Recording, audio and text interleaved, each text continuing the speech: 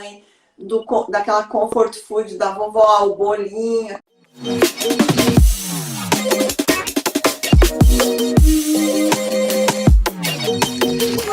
Emocional, você não raciocina. Porque o lobo frontal não interessa. O que interessa é funcionar lá a parte do circuito límbico de sobrevivência. Vamos voltar, vamos fugir, vamos congelar, vamos fazer o quê? Né? Você fica até meio burro e você vai no movimento mais instintivo, né?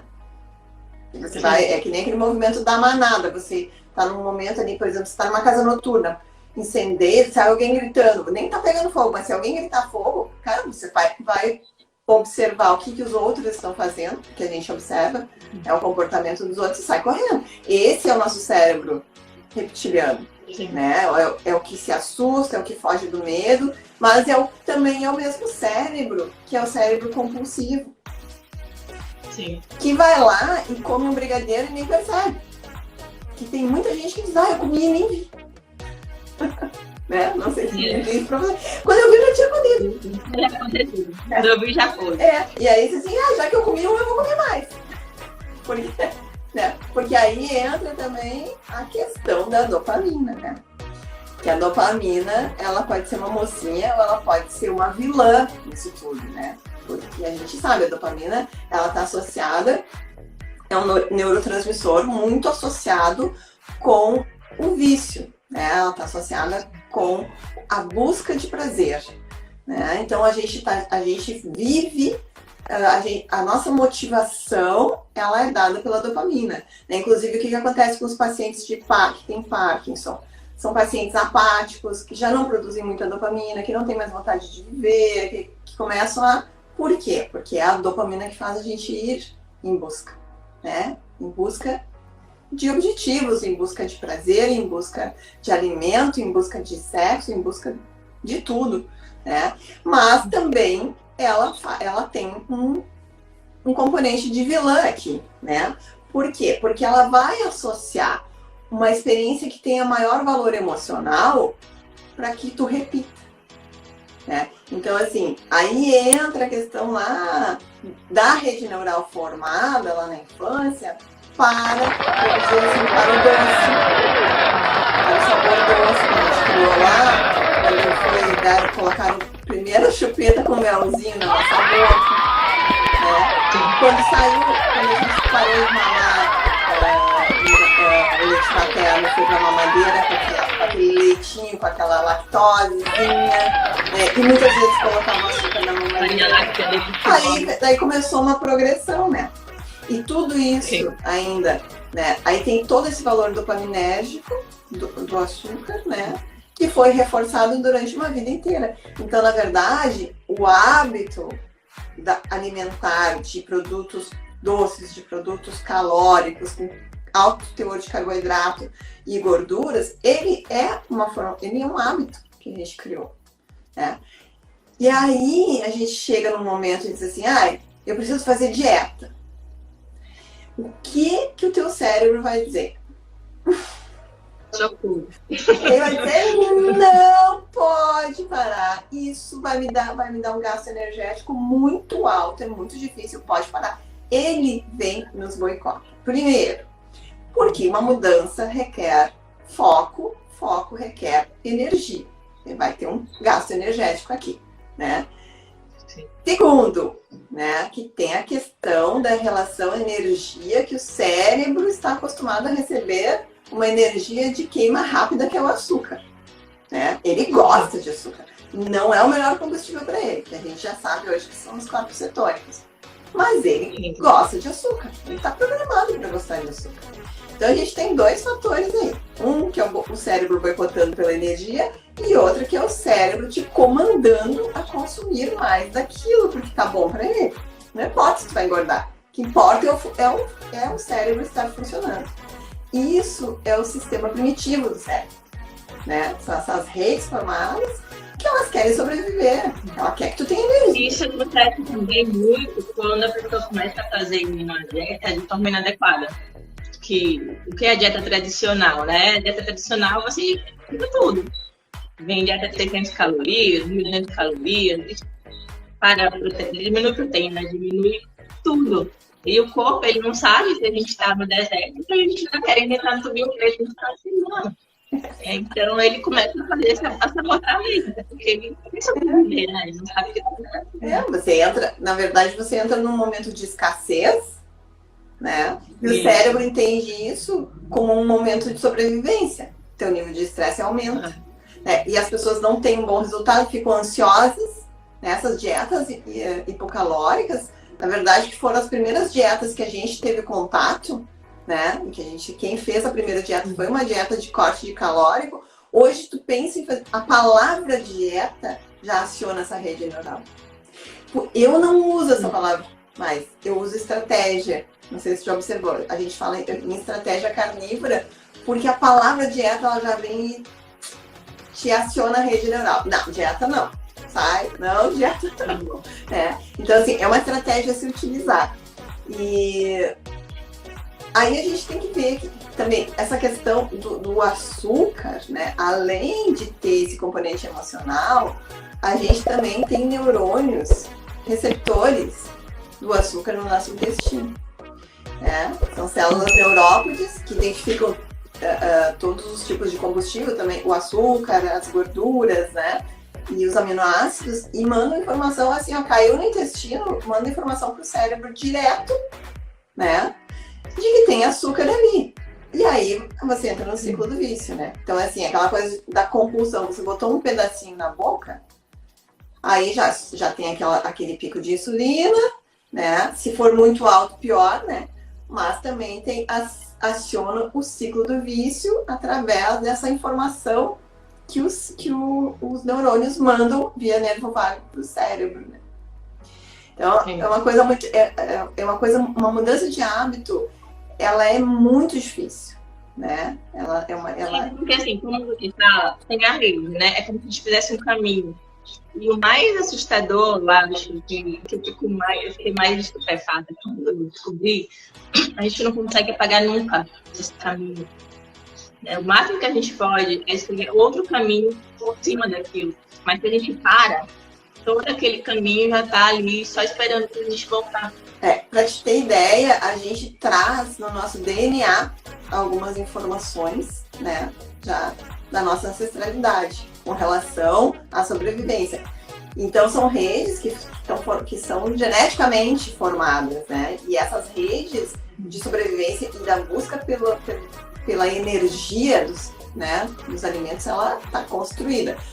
Então, assim, para reescrever redes neurais é possível, né? É possível, mas para isso a gente tem que ter um impulso competitivo maior, né? Do que aquela rede que você já tem formada, do leitinho doce da mamãe, daquela comfort food da vovó, o bolinho, aquela coisa que você tem, que você associa. Porque aí, quando uma rede neural, quando ela se forma, ela se fortalece quando ela tem um alto valor dopaminérgico.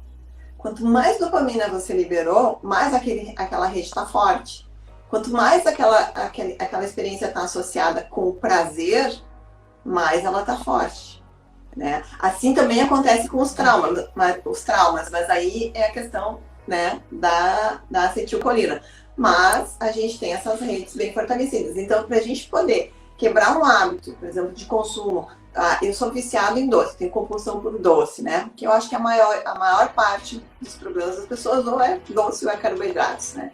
Então, para você poder quebrar, você tem que ter um impulso competitivo mais forte, né? Que te leve a fazer a mudança desse hábito, né? Ela tem que ser uma experiência... O que seria isso na prática, Sandra? Como? Esse mais forte. O que seria isso na prática? Sim, aí... Tipo assim, eu tenho doce, eu tenho tudo isso aí que você tá falando, mas assim, na prática, tudo que eu faria para quebrar isso? Aí o que a gente precisa? A primeira coisa é ter consciência, primeiro, de tudo isso que eu tô falando aqui. Entender, tá? Que não é porque você é fraco, porque não sei o quê. Você tem um cérebro que te boicota, ok? Você tem que lidar com...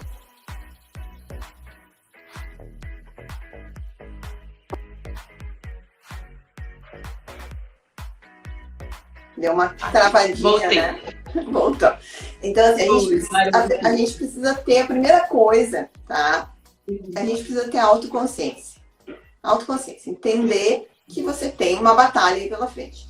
A segunda coisa, você tem que alinhar uma intenção firme, com foco e com vontade. Por quê? Porque isso vai ter origem lá no teu córtex pré-frontal, que é o nosso cérebro pensante, né? Você sai daquele cérebro reptiliano, aquele cérebro de sobrevivência, e você vai para um cérebro racional, né? Para o seu cérebro executivo. Ali você vai conseguir modular essa questão do cérebro límbico, né? Para ter a sua razão vai ser mais forte do que a sua emoção, né? Então, assim, ter uma intenção. E para a gente ter uma intenção, a gente precisa ter um objetivo, né? A gente tem que... O motivo por que você está fazendo aquilo. Isso, né? Então, assim, você tem que enfrentar, né, o desafio e vencer. E como é que você faz esse passo a passo, né? Aí vai depender muito de por que você está fazendo, para que você está fazendo, qual a informação que eu tenho sobre isso. Porque, assim, o que acontece muito, que eu vejo nas pessoas no geral, as pessoas vão aos consultórios médicos e elas querem que o médico faça um milagre. E a parte delas é sentar e esperar, ou tomar um remedinho. Por isso que a indústria farmacêutica cresceu tanto, as pessoas querem uma pílula mágica. Ninguém quer ter um comprometimento, né? Então, assim, enquanto você não tiver um comprometimento, né, e de ter uma intenção, de entender, primeiro, você tem um problema de saúde, pesquisa sobre esse problema. Entenda esse problema. Mesmo que você tenha feito uma consulta com o seu médico, com o seu nutricionista, entenda, pergunte, né? Porque eu acho que aqui é a primeira coisa. Você precisa fortalecer uma rede neural de informação. Porque você não consegue dar continuidade para aquilo que você não conhece. Você vai fazer uma semana e você vai desistir, né? E comece pesquisando, avaliando, entendendo o seu caso. Converse com o seu profissional de saúde, entenda o seu caso, né? E aí, a partir daí, você tem que começar a traçar objetivos, né? E aí a gente começa a trabalhar com a questão da dopamina. Antes da gente entrar nos objetivos, existe alguma forma da gente descobrir qual é o motivo? Porque às vezes eu pergunto, porque eu sempre pergunto isso, porque o paciente chega para mim, ele já vem todo bichado, né? Vem cheio de coisa, um monte de problemas. E aí precisa ser drástico, porque eu preciso apagar esse incêndio rápido. Então, é difícil no começo, a pessoa vai sofrer, porque é uma mudança de hábito drástica. Aí eu perguntei, mas por que você está fazendo? O que você quer fazer? Eu sempre puxo o motivo dele, né? Mas como fazer a pessoa descobrir esse motivo e fazer com que ele realmente seja o norte dela? Ela não esqueça desse motivo. Tem como fazer? É que, na verdade, sim, isso tudo vai depender do teu trabalho, do teu trabalho pessoal, né? Da pessoa que está ali consultando. Porque, assim, você como profissional, você vai passar todas as informações para a pessoa, né? É fácil. Mas a pessoa tem que estar aberta para isso, né? E essa conversa, talvez, inicial, de que a pessoa intencione realmente mudar e que ela se comprometa, né, para um benefício maior para ela, né, não para os outros, e não importando o que os outros estão falando, e que desta vez, não é porque você já tentou várias vezes, porque o que acontece? As pessoas acabam, desistem muito, porque elas, eu já tentei de tudo, ela já chega dizendo, eu já tentei de tudo, né, isso não vai dar certo, né, eu já tentei, então assim, olha... ou então assim, eu vou tentar, né? Então, assim, uma frase que tem, que é do Império Contra-Ataca lá, que o Yoda diz pro Luke, não, assim, não existe tentativa. Faça ou não faça. Se você está aqui, você está comprometido, né? E aí entram algumas ferramentas, né? tem algumas ferramentas da neurociência que a gente utiliza para isso, para ajudar nessa modulação emocional, se faz um trabalho todo. Mas esse início, ele tem que ser um início, assim, eu vou começar agora, né? Eu preciso ter uma atitude, é uma intenção firme. Se você não tiver essa intenção firme... Acontece às vezes, a gente está na consulta quarta-feira, não, segunda-feira. E essa história... Exatamente isso. Né? Assim, você sempre vai arrumando justificativas. Eu vou, na segunda-feira, porque normalmente essa decisão de fazer uma dieta, ou essa decisão, não sei se você atende bastante diabéticos também em função da doença, que é um pouco diferente. Mas normalmente quem está em função de dieta só, tá ali deitado no sofá, comendo porcaria, tomando cerveja, daí olhando no celular e diz assim, eu vou começar a dieta segunda-feira. Mas, na verdade, isso não é uma intenção verdadeira, né? Essa intenção verdadeira, ela só vai ser forte o suficiente quando houver um comprometimento. E aí entra a relação médico-paciente de ter um compromisso, né? De seguir mesmo em frente, né? De ter uma linha e de mostrar o que tem de... Vamos lá, o que tem de diferente? Você que trabalha mais com a cetogênica, né? O que tem de vantagens? Porque aí eu vejo as vantagens da estratégia cetogênica e da estratégia carnívora em cima de outras dietas, né? Porque são dietas que têm um impulso competitivo maior. Qual é o impulso competitivo maior dessas dietas? Você não passa fome. Então, no momento que você começa a trabalhar com a ideia de abundância para o cérebro, você já começa a romper a procrastinação. Você já é um impulso competidor. O comer com abundância, poder comer o quanto eu quiser, né, até estar saciado, é um impulso competitivo maravilhoso para essas dietas. É verdade. Né? Então, assim, no momento que você começa, que aquele paciente começa, né, assim, ou entra numa estratégia que as pessoas me chamam de... A primeira coisa que você tem que fazer, você tem que ter fartura em casa.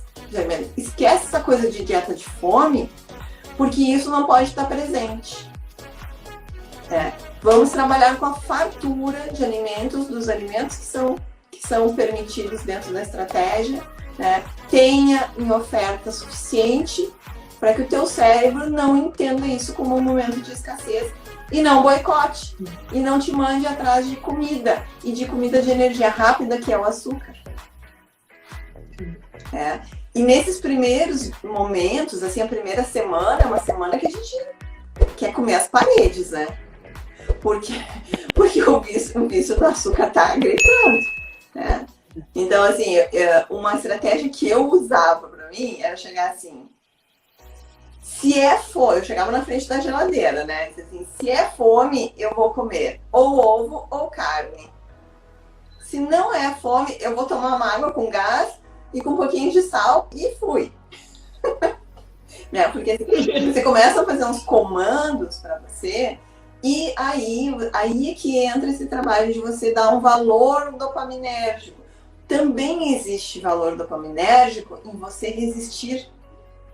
Em você não comer aquele alimento que está proibido e ter prazer e dizer assim, eu resisti. E nas estratégias cetogênica carnívora é muito mais fácil. Por quê? Porque o teu nível de insulina vai despencar na primeira semana. Né? E aí... Vou falar também que a carne, por ser o nosso alimento mais nutritivo, ele vai trazer nutrição, né? E o corpo vai saber, não, eu tô nutrido, não tô sentindo falta de nada. E aí não fica com aquela loucura de botar a gente pra comer toda hora. Hoje, acho que até ela tá aqui. Não sei se tá no meu grupo de Batuque, do Zap. Ela falou, bom dia, hoje a mãe tem trata milagre, tipo de não ter insulina na Tailândia, não sei o que lá. E a gente riu, né? Porque ela vinha lutando, até falei pra ela, olha, a gente tá falando sobre não, nas suas tentativas, busca conhecimento, faz pergunta. Porque, assim, quando a pessoa se interessa, como você falou, né, no conhecimento, faz toda a diferença, né? De um conhecimento adequado, correto, faz toda a diferença mesmo. E outra... E ela teve que ficar não com essa forma exacerbada. Realmente acaba quando a gente vai fazendo essa estratégia com menos insulina, no caso. E uma coisa interessante, Ilândia, também, para motivação, justamente são esses grupos, entendeu? Você